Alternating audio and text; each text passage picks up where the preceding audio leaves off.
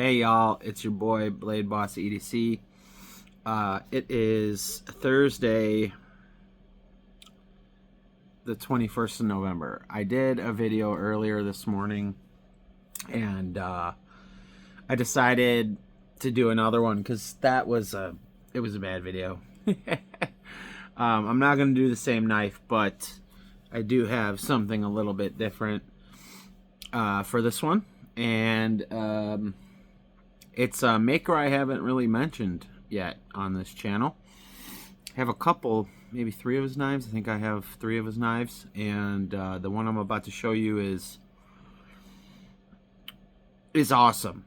It's awesome, to say the least. It's awesome. There will be a bit of critique on it, but that's it. And today we're going to be looking at an Eutsler custom knife. So Cody Eutsler, over at Eutsler Custom Knives. He makes the duck, a plethora of knives. He's been in the game for years. The duck, the duckling, the neutralizer, there are just so many knives that he's made. I personally own a duck, a neutralizer, and a duck hunter. We're looking at the neutralizer today, guys. Cody sends these boxes like how Oz puts theirs into these boxes. I like these boxes. They kind of fall apart after time, but if you keep care of them, you know, they'll stay together. It's really, really simple. You have your COA and then the knife in it. This COA, this is I wrote the date on here when I got it. 10/16/23, so it's been over a year since I've had this one. The blade handle, or the blade, is AEBL at 62.5. Handles are full tie, pocket clip tie, spacer tie, collars tie, flipper, and hole deployment, and then Cody's signature. So when we take this bad boy out, you know, it comes right out. And right away, I mean, you are drawn to the overall design. If you've ever handled a duck before, you'll be like, wow, this is just radically different in every single way. The duck is just so, like, thin and everything. But it's got the Eutsler touch, if you know what I'm talking about. Like that action that only Cody can achieve with frame locks.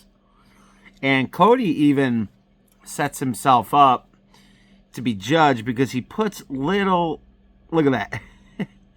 He knows his shit's going to be so perfect that he can even put that little triangle, upside down triangle indentation to show you, like, hey, it's centered. Cody's a very impressive engineer, a very impressive knife designer. I'm glad he's based out in the U.S. I've met him a couple times at Syndicate. He's like, honestly, he's so humble. Whenever you tell him, like the first Syndicate, I think he brought a total of 20 knives, I think. And I had just found him like a year and a half before. I had one of his knives, and I knew that I needed to get another one. And I got lucky with this one in 23 when I got this. This was from the first drop of neutralizers. And yeah, he made a whole bunch of them, and now he's transitioned into the duckling. But y'all, this is when he started putting his EK on the clip. This is when he does his first runs, I've noticed he does the radioactive pivot collars with that badass pivot.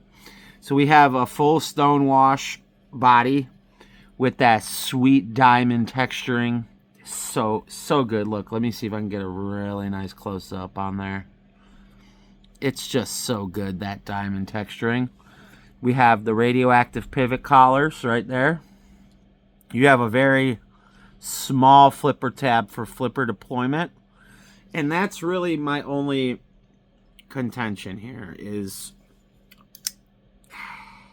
and I don't know, I've never held a later generation of this, like since this, no, it wasn't the first drop, it was the second drop of AEBL of 7 knives. There were 7 total knives. Me and another buddy got one on the same drop. I think it was kind of cool. The flipper deployment is just weak. It's weak, and I hate to say that. It's functional and works. It's just weak. If you reverse flip it, if you give it that, because really that's how it was designed, to be reverse flipped. But Cody put that little tab on there to give you just, you know, if you can't get your finger in there, you can just pop it up like that. Now, I'm sure if I were to, I don't know, put more pressure on the lock bar or something, because if I hold, like, if I purposefully put my finger on this lock bar like this and then do it, it gives it a little bit. Did you see that? It's a little bit more. Watch. I'll do it without putting it on there. Okay. And then watch. Putting pressure on the lock bar. It comes up different. It's different. So I think, you know, if you put pressure on the lock bar and it'll help it flip out a little bit more. But other than that critique with the lock bar, with this, even though I love how small it is, and when it comes out, it's like barely there. So you can still get a good 5-finger grip. This is a pretty big knife, to be honest. And I'll compare it to my Lamia, because that's what I always compare everything to. You can see it's got a little bit, I think this one's like 8 inches. Right around 8 inches. So, it's a really great knife. I mean, a full flat grind on AEBL steel with this beautifully done reflective stonewash finish. You can see that, how reflective it is. Both sides, very beautiful. You got titanium clip that's Zer-blasted, a titanium backspacer that's matching. You have those pivot collars that are just absolutely beautiful. The way he does his knives is crazy, because like it's another one of those like my Maverick where, okay, this one's not as, the duck's a little different, but this one you can hear the double click. But with a duck, if you open it, boom, it's just a single click. But you can kind of, yeah, so you can kind of hear it, but honestly, the action's really good if I mess around with it. It's really good. I can front flip it, rear flip it, and then, thumb flip it. Sorry, on camera. Thumb flip. Every mode of deployment works except for front flip it. You can't front flip, but you can rear flip it. So that's pretty sweet.